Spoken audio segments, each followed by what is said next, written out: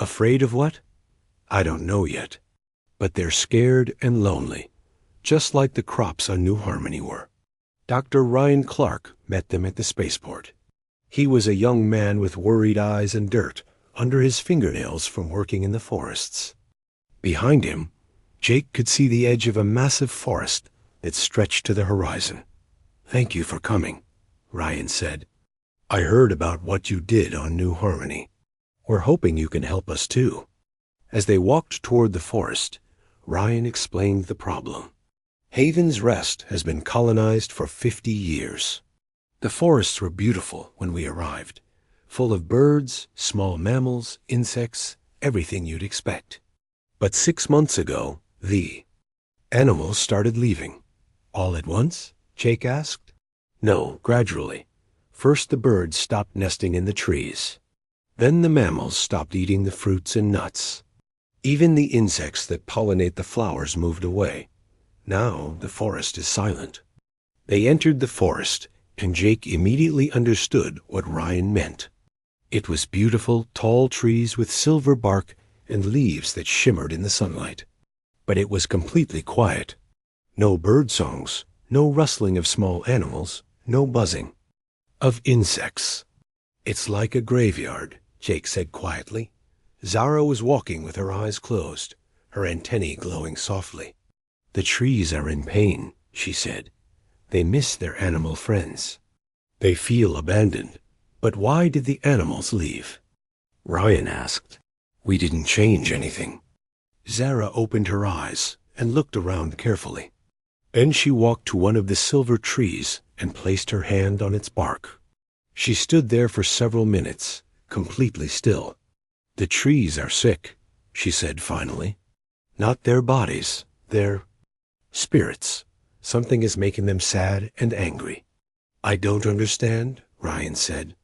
"The trees remember," Zara explained. "They have long memories, much longer than people. Something happened here that hurt them deeply, and they can't forget." Jake knelt down next to Zara. "Can you tell what it was?"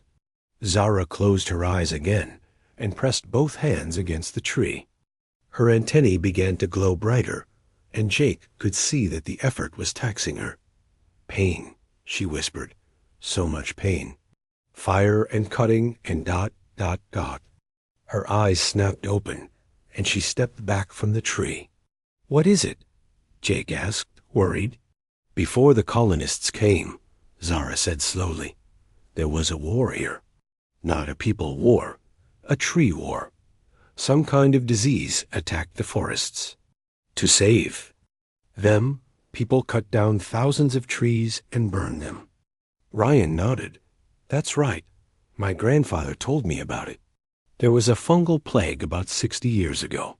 They had to destroy infected sections of forest to keep it from spreading. The trees that survived remember watching their families die," Zara continued. "They've been carrying that sadness and anger for 60 years. It's gotten so strong that it's affecting the animals. The animals can sense the tree's pain, so they stay away." "But how do we fix it?" Ryan asked. "We can't bring back the trees that died." Zara was quiet for a long time, thinking. Then she looked up at Jake with those big golden eyes. "I think I know," she said, "but it's going to be very hard, and I'll need help." For the next 2 weeks, Zara worked harder than Jake had ever seen her work. She spent hours every day in the forest, sitting with different trees, feeling their memories and their pain. It was emotionally exhausting. Every night, she came back to their temporary housing completely drained. She would cry from the sadness she had absorbed from the trees. But every morning, she got up and went back. "Are you sure you want to keep doing this?" Jake asked after a particularly hard day. "It's hurting you." "The trees have been hurting for 60 years, Zara replied. "If I can help them feel better, a few weeks of sharing their pain is worth it." Gradually, Jake began to understand what Zara was doing. She wasn't trying to make the trees forget their trauma. Instead, she was helping them process it. She was showing them that their grief was valid, but that they didn't have to carry it alone anymore. She talked to the trees about their lost family members. She helped them remember the good times before the plague. Most importantly, she showed them that new life was possible, that they could form new relationships with the animals and plants around them. Slowly, things began to change. Jake started hearing birds singing in the mornings. He saw small mammals returning to eat the fruits and nuts. Insects came back to pollinate the flowers, but the real change was in Zara herself. Jake watched his daughter become not just an empathic healer, but a true bridge between different forms of life. She could communicate with trees, understand animals, and help humans see the connections between all living things. One evening, as they sat by their campfire at the edge of the forest, Zara looked up at Jake with a serious expression. "Jake, can I ask you something?" "Sure, kid. Anything." "Do you ever wish you had adopted a normal human child instead of me?" Jake was surprised by the question. "Why would you ask that?" "Sometimes I think about how much easier your life would be if you had a daughter who didn't need special care, someone who couldn't feel everyone's emotions, someone who didn't get overwhelmed in crowds, or need quiet spaces, or require you to learn about alien cultures." Jake was quiet for a moment, thinking about how to answer. Then he smiled. "Zara, do you know what I was doing before I adopted you?" "Flying. Cargo ships by yourself. That's right. I was completely alone, running from my own problems, afraid to get close to anyone because I might hurt them or they might leave me. I was just existing, not really living." He reached over and took her small blue hand in his.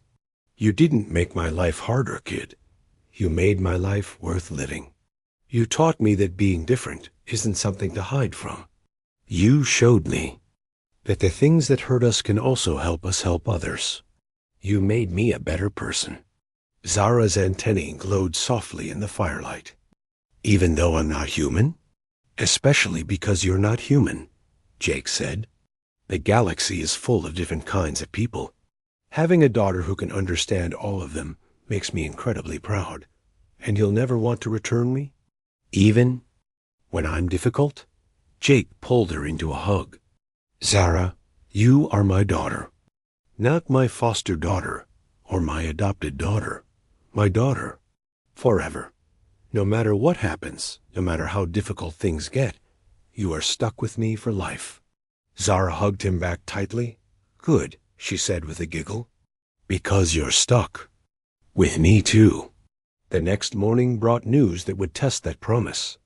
A ship landed near their camp, and out stepped Vash Cathari Prime. But this time, she wasn't alone.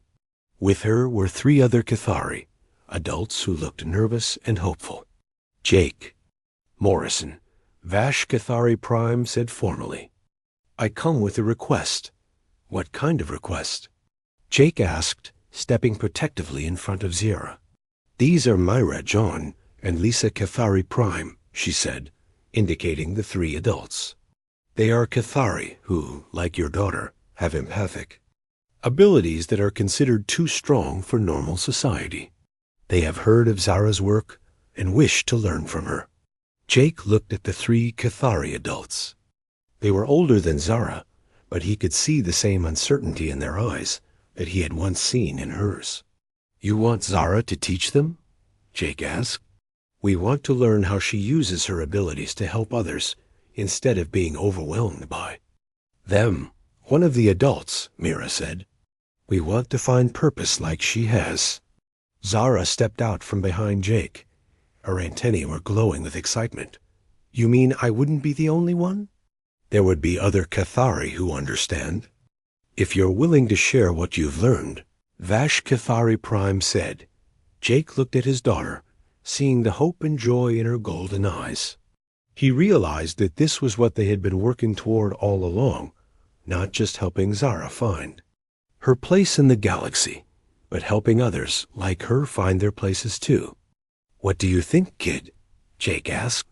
"Want to start a school for empathic misfits?" Zara grinned, her antennae practically glowing with happiness. Can we call it the Forever Family Academy? Why that name? Jake asked. Because that's what we're building, Zara said. A family for people who thought they would never belong anywhere. A forever family that keeps growing and never gives up on anyone. Jake smiled and put his arm around his daughter's shoulders. I like it. I like it. A lot. As they stood there in the healing forest, surrounded by new friends and endless possibilities, Jake realized that their story was just beginning. They had started as two lonely people who found each other by chance. Now they were becoming something bigger, a bridge between worlds, a family that chose love over biology, and proof that sometimes the most unlikely combinations create the most beautiful results. Zara had been returned 37 times by families who couldn't see past her differences. But she had found her forever home with a human cargo pilot who saw those differences as exactly what made her special dot, and now together they were going to make sure no other child ever had to feel unwanted again. The end. The message from the Cathari Cultural Ministry came. Why? Then let's let someone else decide, Jake said. Let's go to court. The Cathari official looked surprised. You would challenge the authority of the Cultural Ministry? For her? Yeah, I would. 3 days later, they stood in the small courthouse in New Harmony's capital city. The room was packed with colonists who had come to support Jake and Zara. Even people from other worlds had come when they heard about the case. The judge was Helen Wu, a calm woman with kind eyes who had served as a colonial magistrate for 20 years. She listened carefully as both sides presented their cases. The Cathari officials spoke about cultural preservation and proper child development. They brought experts who testified about Cathari psychology and social structures. They argued that Jake, as a human, could not possibly understand what Zara needed. But when it was Jake's turn, he didn't call expert witnesses or quote cultural laws. He simply asked Zara to tell her story. Zara stood up in the courtroom and spoke in a clear voice about her 37 families. She talked about feeling broken and unwanted. She described the loneliness and fear of never belonging anywhere. Then she talked about Jake, not as a perfect father, but as someone who had seen her not as a problem to be fixed, but as a person to be understood. She told them about the crops they had saved together, the people they had helped, the life they had built. He didn't try to make me less empathic, she said. He helped me learn to use my empathy to help others. He didn't see my abilities as something wrong with me. He saw them as something right with me. When Zara finished speaking, the courtroom was completely quiet. Even the Cathari officials seemed affected by her words. Judge Wu took only a few minutes to make her decision. This court finds that the child's best interests are served by remaining with her adoptive father, she announced. The adoption stands. As the courtroom erupted in cheers, Jake pulled Zara into a hug. She was crying, but this time they were happy tears. We did it, kid, Jake whispered. We really did it. But their celebration was interrupted by Vash Cathari Prime, who approached them with a strange expression on her face. Human Morrison, she said quietly, you have taught me something today. Perhaps there is more than one way to raise a Cathari child. She knelt down to Zara's level. Child, I owe you an apology. We were wrong to see your gifts as flaws. Perhaps the galaxy needs Cathari, who can bridge the gap between our people and others. Zara's antennae glowed softly. Does that mean other Cathari children like me might find families who won't give up on them? Perhaps, Vash Cathari Prime said with something that might have been a smile. Perhaps that is exactly what it means. 6 months after the court case, Jake and Zara were flying through space toward a new world called Haven's Rest. They had received a distress call about something strange happening to the planet's forests. The trees were healthy, but the animals that lived in them were leaving. No one understood why Zara was now 8 years old and had grown taller. Her pale blue skin glowed with health, and her golden eyes sparkled with confidence. She wore a special badge that Elena had made for her that said Empathic Consultant. It made her feel important and proud. "Tell me about the message again," Zara said as she sat in the co-pilot chair next to Jake. Jake pulled up the communication on his screen. "Dr. Ryan Clark says the forests on Haven's Rest are beautiful and growing well. But all the animals, birds, mammals, insects are moving away from the trees. The ecosystem is falling apart." "That's very strange," Zara said, her antennae twitching thoughtfully. "Usually animals and trees help each other." "That's what I thought too. Dr. Clark says they've tried everything they can think of, but nothing works. The government is worried that without animals, the forests will start dying." As they approached Haven's Rest, Jake looked at his daughter with pride. She had changed so much since that first day on Station Kepler 7. She was no longer the scared, unwanted child who had been returned 37 times. She was confident, happy, and eager to help others. But Jake had changed too. He was no longer the lonely cargo pilot running from his past. Taking care of Zara had taught him that he could love someone and be loved in return. He had even started talking to his daughter Emma again through video calls. She wanted to meet Zara someday. "Jake?" Zara's voice brought him back to the present. "Yeah, kid? I can feel the planet from here," she said softly. "Something is very wrong. The trees are afraid."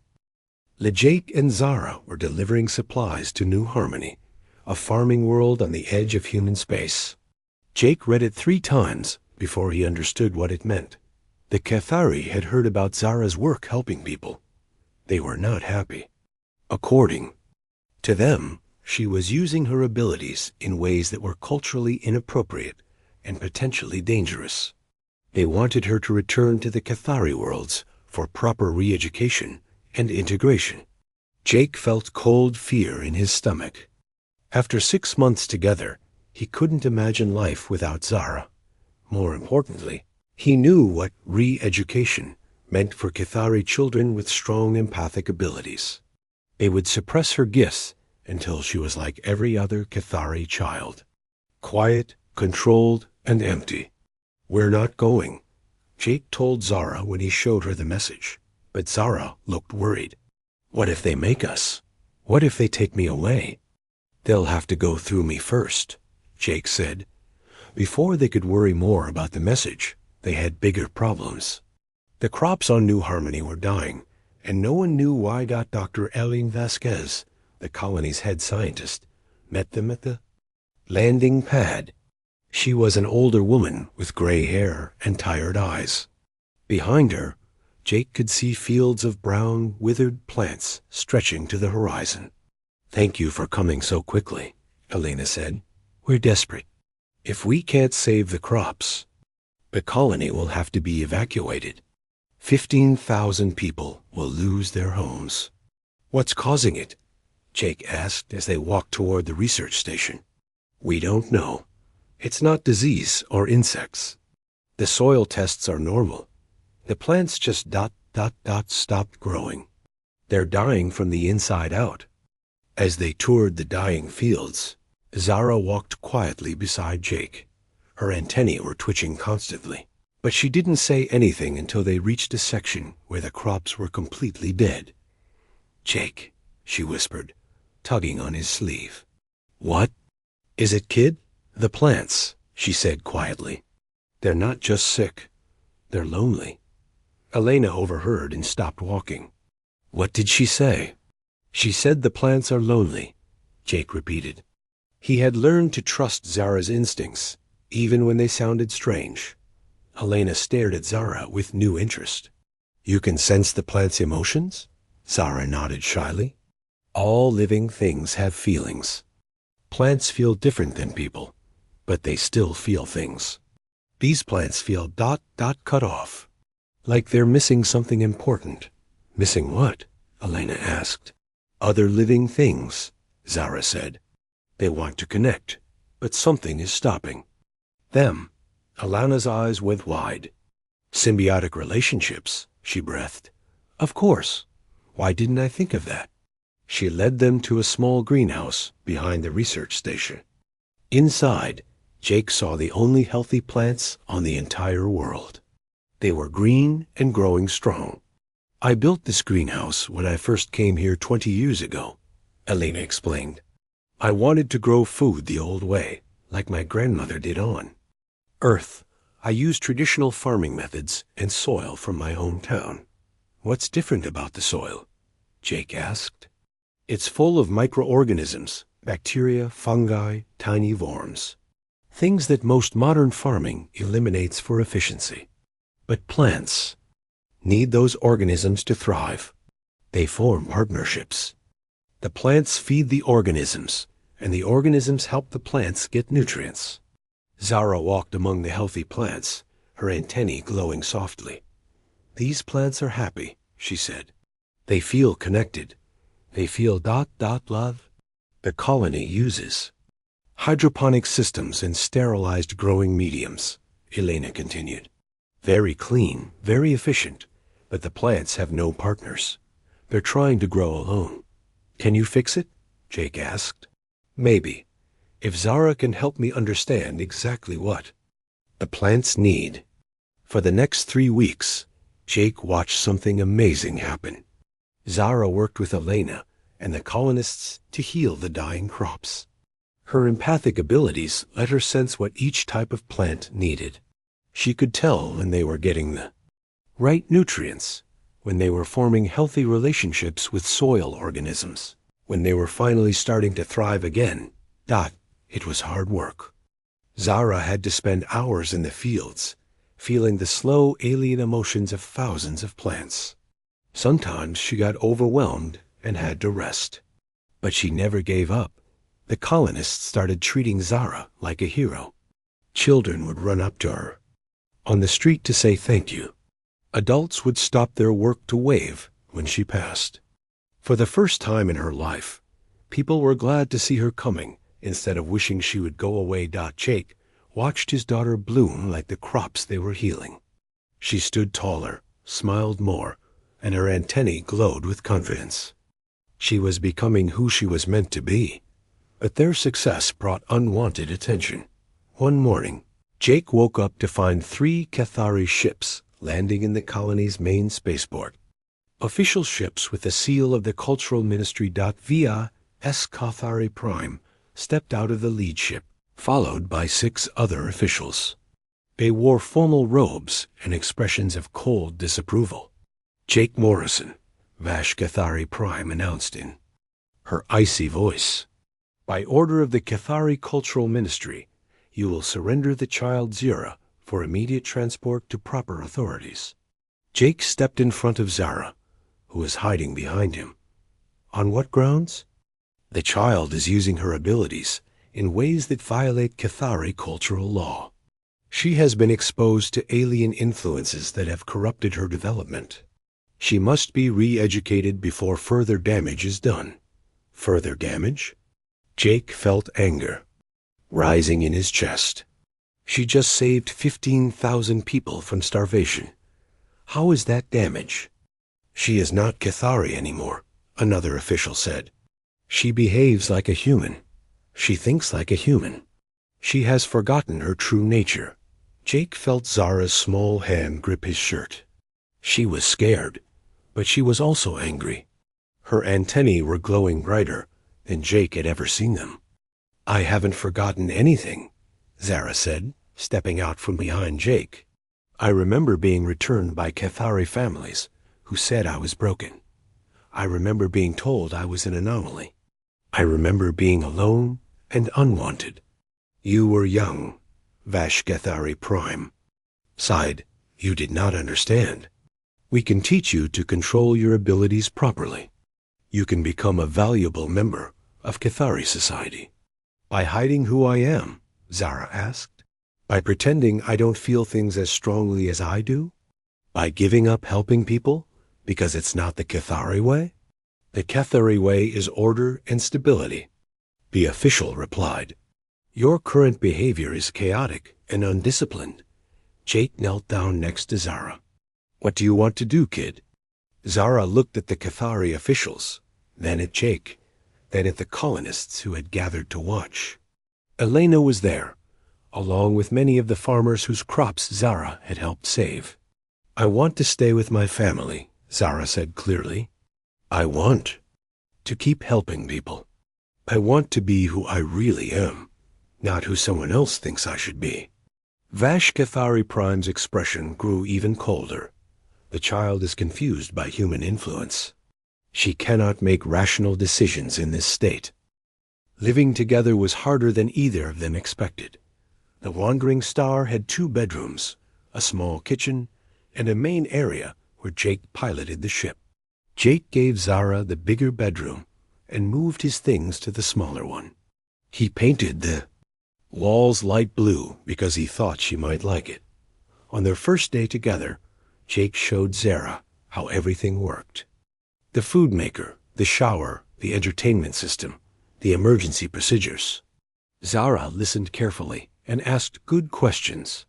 She seemed happy to finally have a real home, but problems started on their first hyperspace jump. Jake was sitting in the pilot's chair, checking their course to the mining colony of Titan's Rest. It was supposed to be a simple cargo run, medical supplies, and food for the miners. Behind him, Zara was reading a book about Earth animals. When Jake engaged the hyperspace drive, the ship made its usual humming sound, and the stars outside turned into long streaks of light. Jake had made this jump hundreds of times. It was routine. Then Zara screamed. Jake spun around to see her on the floor, curled up in a ball. She was shaking and crying and holding her head. Her antennae were flat against her skull. "Zara!" Jake dropped out of hyperspace and ran to her. "What's wrong? Are you hurt?" "Too much," she gasped. "Too much sadness. Too much pain." "Make it stop." Jake didn't understand. There was no one else on the ship. Where were the emotions coming from? Then he realized. During hyperspace jumps, Jake always thought about the things he tried not to think about when he was awake. His ex-wife Lisa, his daughter Emma, who wouldn't talk to him anymore. The mistakes he had made that cost him his family. Zara was feeling all of it. "I'm sorry," Jake said, pulling her into his arms. "I didn't know. I didn't think." It took an hour for Zara to stop shaking. When she could finally talk, she looked up at Jake with her big golden eyes. "You're very sad," she whispered. "Deep down, you're sadder than anyone I've ever felt." Jake felt his chest tighten. "Yeah, kid, I guess I am. Is that why you live alone? Is that why you wanted me? Because you're lonely?" The question hit Jake like a punch. Was that true? Had he adopted Zara just because he was lonely? That didn't seem fair to her. "Maybe at first," Jake said honestly. "But now I want to help you because you deserve help. You deserve someone who won't give up on you." Zara nodded, but Jake could see she was still scared. What if his emotions were too much for her? What if she couldn't handle living with someone so sad? The next few weeks were very hard. Every time they went to a busy space station, Zara would get overwhelmed by all the people and their feelings.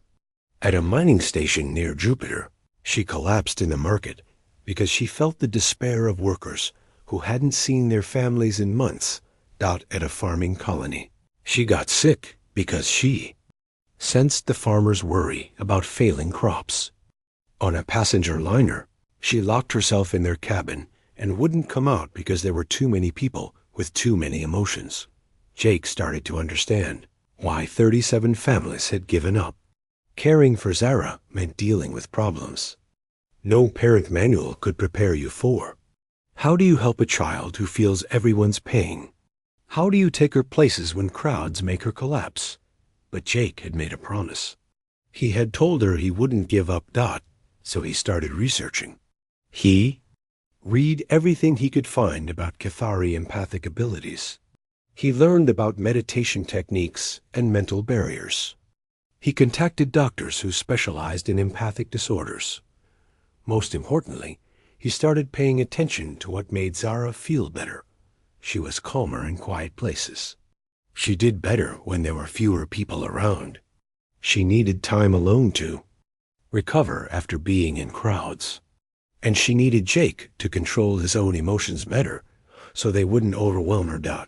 Jake started seeing a counselor over video calls. He talked about Lisa and Emma and the guilt he carried. It was hard work, but slowly he started to feel less sad all the time. When he felt better, Zara felt better too. He also modified the ship to help her. He installed sound dampening in her room so it was quieter. He got special lights that could be dimmed when she was overwhelmed. He created a small meditation space where she could go when things got too intense. But the biggest change came when Jake stopped trying to fix Zara and started trying to understand her. They were at a trading post called Haven's Gate when it happened. A passenger ship had come in with engine trouble. The passengers were stranded while repairs were made. Most of them were families with children going to start new lives on the outer colonies. One passenger, an older man named Ben Miller, was sitting alone in the station's waiting area. He looked sad and tired. While Jake was handling cargo paperwork, Zara walked over to him. "Are you okay?" she asked softly. Ben looked down at her with surprised eyes. "Oh, hello there. I'm fine. Just ...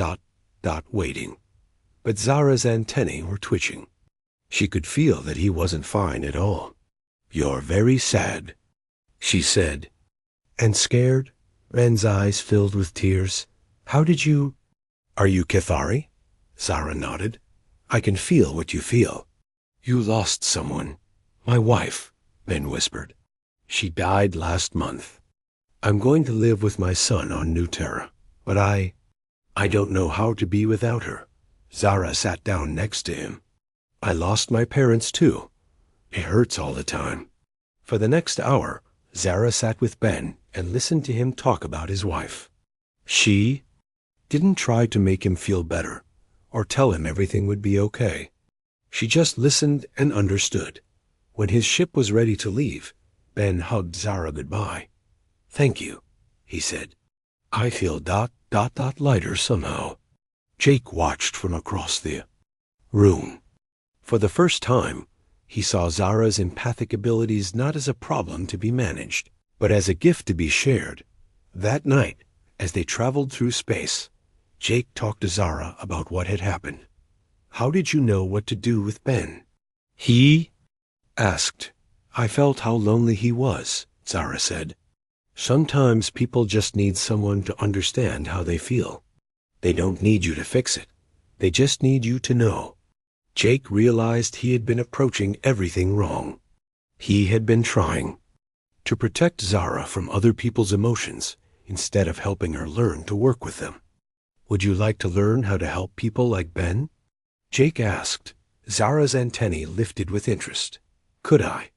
"I think you could help a lot of people," Jake said, "if you want to." For the first time since she had come to live with him, Zara smiled a real happy smile. "I would like that very much." From that day forward, everything changed.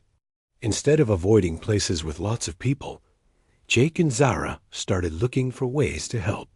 Word began to spread through the shipping networks about the human captain and his Cathari daughter who seemed to bring peace wherever they went. They helped settle disputes between miners and management by understanding both sides' real feelings. They comforted families who had lost loved ones. They even helped negotiate trade agreements by sensing when people were being dishonest about their intentions.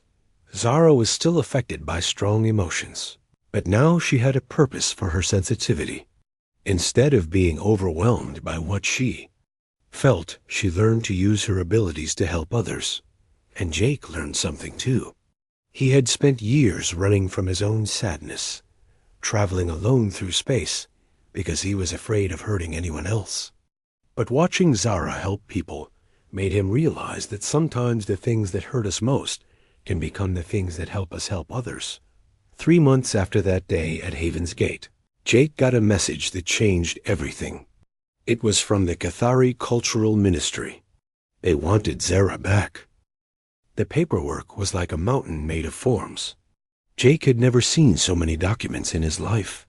Each page asked the same questions in different ways. Why did he want to adopt Zara?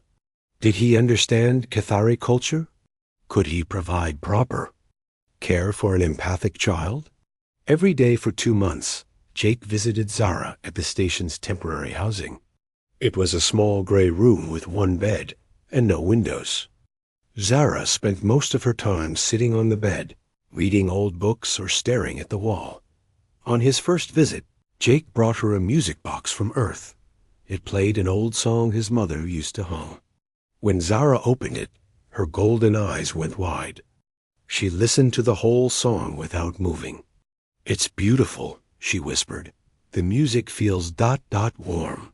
"My mom gave it to me when I was about your age," Jake said. "She said music could make any place feel like home."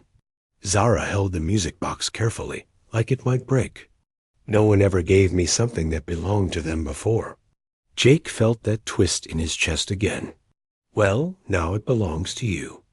The next day, he brought her fruit from the Centauri colonies. The day after that, a small toy ship that looked like his cargo vessel. But mostly, he just talked to her. Zara told him about her 37 families. Each story made Jake more angry and more sad. "The Centauri merchants were nice at first," Zara said during one visit. "They had lots of money and a big house. But they made their money selling weapons. When they talked about wars and people dying, I would start crying. They said I was too soft for their family. The crying made them uncomfortable?" Jake asked. "They said I was judging them, but I wasn't. I just felt how sad they were deep down. They didn't like it when I could feel their real feelings." Another day, she told him about the Melodian family. They were very peaceful. They meditated every day and never raised their voices. "I thought it would be perfect for me. What happened? I tried so hard to be quiet like them. But sometimes I would have bad dreams about my parents. I would wake up crying or screaming. They said my emotional energy was disturbing their spiritual balance." The worst story was about the human family on New Geneva. They were rich and wanted an exotic pet, not a daughter. They dressed me up in fancy clothes and showed me off to their friends. When I got overwhelmed at their parties and hid in the bathroom, they said I was ungrateful and rude. Each story broke Jake's heart a little more, but it also made him more determined. He could see that Zara was not broken or defective. She was just a little girl who felt things very deeply in a galaxy that did not want to deal with deep feelings. While they waited for the paperwork, Jake started learning about HFY culture. He bought books and watched videos. He learned that HFY children were taught to control their empathic abilities from a very young age. They had special meditation techniques and emotional barriers. But Jake also learned that some HFY children were born with abilities too strong for normal training. These children were often sent away from HFY worlds because they could not fit in with their own people. "That's what happened to me," Zara said when Jake asked her about it. "My empathic abilities started when I was 3. Most HFY children don't develop them until they are 6 or 7. The teachers said I was an anomaly." "What's an anomaly?" Jake asked. "Something that doesn't fit the normal pattern. Something wrong, or something different," Jake said. "Different isn't always wrong." Zara looked at him with those big golden eyes. "The HFY Cultural Ministry said my parents were wrong to keep me. They said I should have been sent to a special facility." "But your parents kept you anyway?" "Yes. They said I was their daughter, no matter what anyone else thought. They were teaching me their own way to control my abilities." But then there was the mining accident. Zara's antennae drooped, and Jake could see she was trying not to cry. He reached over and took her small blue hand. "They sound like good parents," he said. "They were the best parents," Zara whispered Dot after 3 months. The first approval came through. The human colonial authorities said Jake could adopt Zara if the other agencies approved. A week later, Galactic Child Services gave their permission, but with conditions. Jake would have to take classes on alien childcare and submit reports. Every month, the last approval needed was from the Cathari Cultural Ministry. This one took the longest. When it finally came, it was not really an approval. It was more like giving up. The official letter said that since no Cathari family wanted Zara, and since she could not be properly integrated into Cathari society anyway, they would allow the adoption. But they warned that humans could not provide appropriate cultural education for a Cathari child. "They make it sound like they're doing me a favor," Jake said to Kex when he read the letter. "In their minds, they are," Kex replied. "The Cathari believe very strongly in cultural purity. To them, you are taking a problem off their hands." Jake looked through the window at Zara, who was playing with the toy ship he had given her. She was making little flying motions and sound effects. For a moment, she looked like any normal 7-year-old girl. "Their loss," Jake said. The final interview was with a Cathari official who came all the way from their home worlds. Her name was Vash Cathari Prime, and she looked at Jake like he was something unpleasant she had found on her shoe. "Human Morrison," she said in a voice like ice, "you understand that this child requires specialized care? Her empathic abilities are uncontrolled and potentially dangerous." "Dangerous how?" Jake asked. "She could become overwhelmed by negative emotions and harm herself. She could form unhealthy emotional bonds with inappropriate people. She could lose herself in the feelings of others and forget her own identity." Jake looked at Zara, who was sitting quietly in the corner. Her antennae were flat against her head, and she looked scared. "What if I promised to learn everything I could about helping her?" Jake said. "What if I promised to put her needs first, always?" "Promises are easy to make and hard to keep," Vash Cathari Prime said. 37 families have made similar promises.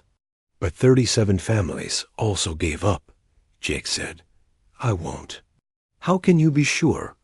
Jake was quiet for a moment. Then he said, "Because I know what it feels like to be unwanted. I know what it feels like to think no one will ever choose to keep you. I won't do that to her." Vash Cathari Prime stared at him for a long time. Finally, she signed the papers. "If you bring harm to this child through your ignorance," she said, "the Cathari will hold you responsible." "Fair enough," Jake said. When the official left, Jake knelt down in front of Zara.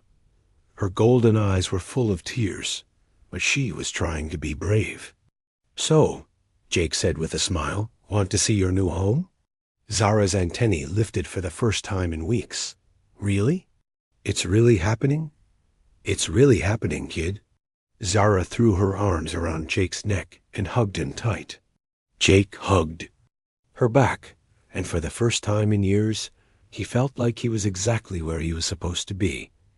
They walked to the docking bay together, Zara carrying her small bag and her music box. The Wandering Star sat in docking bay 7, looking a little old and worn but solid and reliable. "She's not much to look at," Jake said, "but she's been good to me. I hope she'll be good to you too." Zara looked up at the ship with wonder. "Is that really going to be my home?" "Our home," Jake corrected. "Come on, let me show you around." The space station was always busy. People from different worlds walked through the metal halls. Some had blue skin. Others had 4 arms. A few had wings. They all came to Station Kepler 7 to buy and sell things from across the galaxy. Jake Morrison walked through the crowd with his hands in his pockets. He was a human man with gray hair at his temples. His brown eyes had seen many worlds and many people. He flew a cargo ship called the Wandering Star. It was not fancy, but it was his home. Jake stopped at a food stand to buy coffee. The alien running the stand had green skin and too many teeth. But he made good coffee. As Jake waited, he heard a small sound. It was like crying, but very quiet. He looked around and saw her. A little girl sat alone between two big metal boxes. She had pale blue skin that seemed to glow a little. Her eyes were gold and very large. Two thin things like antennae grew from her head. They drooped down like she was very sad. Jake knew what she was. She was Cathari. Her people were known for feeling what others felt.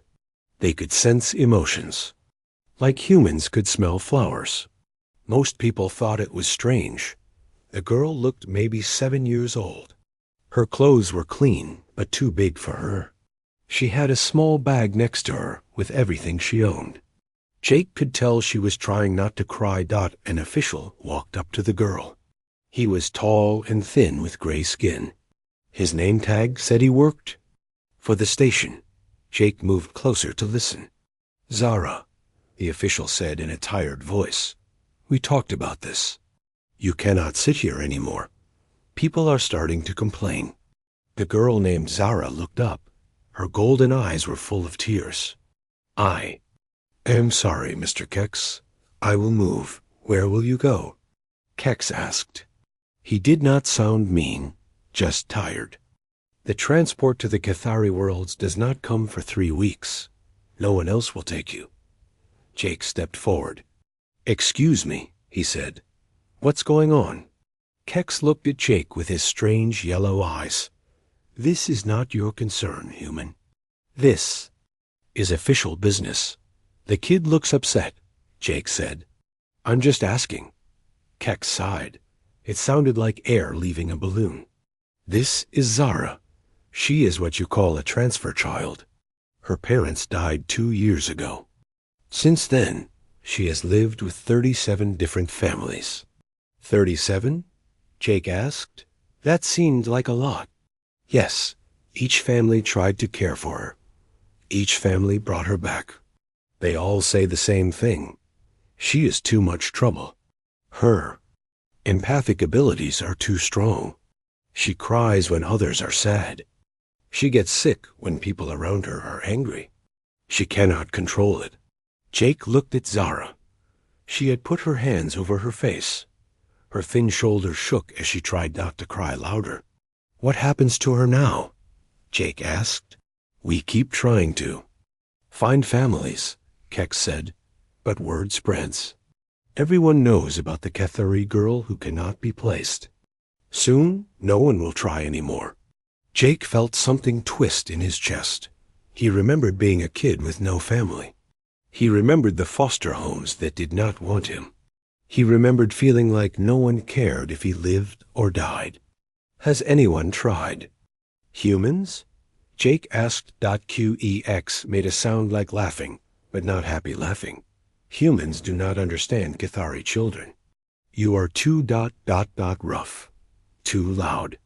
Your emotions are too simple for their needs. Maybe, Jake said, but maybe simple is what she needs. He walked over to Zara and sat down on the floor next to her. She did not look up. "Hey there," Jake said softly. "I'm Jake. What's your name?" "Zara," she whispered through her hands. "That's a pretty name. Can I ask you something, Zara?" She nodded but did not look at him.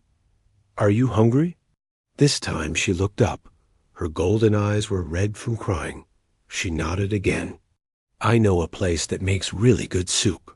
Want to come?" "With me?" Zara looked at Kex. The official waved his hand. "Go, but be back in 1 hour. I have more calls to make." Jake stood up and held out his hand. After a moment, Zara took it. Her small blue hand was cold and shaking. They walked to a small restaurant near the docks. Jake ordered soup and bread for both of them. Zara ate like she had not had good food in a long time. "Tell me about the families," Jake said while they ate. Zara put down her spoon. They all started nice, she said. They said they wanted to help me. But then I would feel what they felt. If they were sad, I would cry. If they were angry, I would get sick. If they fought, I would hide and shake. That sounds hard, Jake said. The Cathari families said I was broken. That normal Cathari children can control their feelings better. The other families said I was too strange, too alien. She looked at her soup. Maybe they are right. Or maybe, Jake said, you just never found the right family. Zara looked at him with those big golden eyes. What do you mean? Well, I live alone on my ship. It's very quiet. I travel to different worlds, helping people move things they need. Sometimes I get lonely. Maybe we could help each other. You want to adopt me? Zara asked. Her antennae lifted a little. I want to try, Jake said, if you want to try too. For the first time, Zara smiled. It was small, but it was real dot when they went back to Kex. Jake asked about the paperwork. The official looked at him like he was crazy. Human, do you understand what you are asking?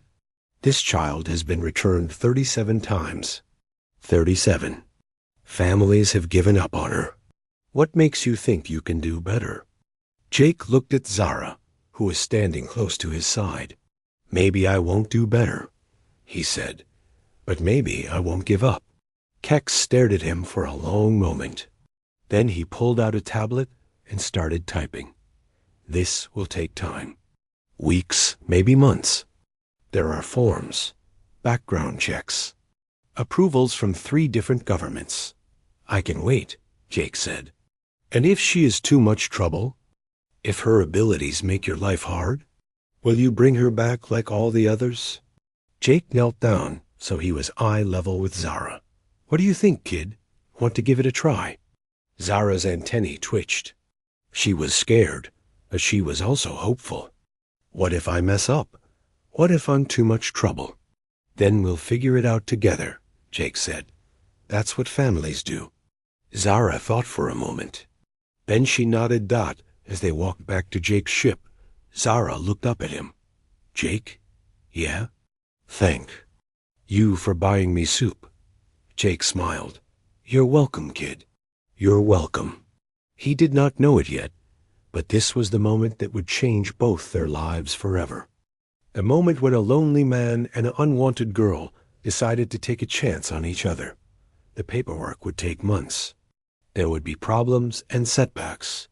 People would tell them it would not work.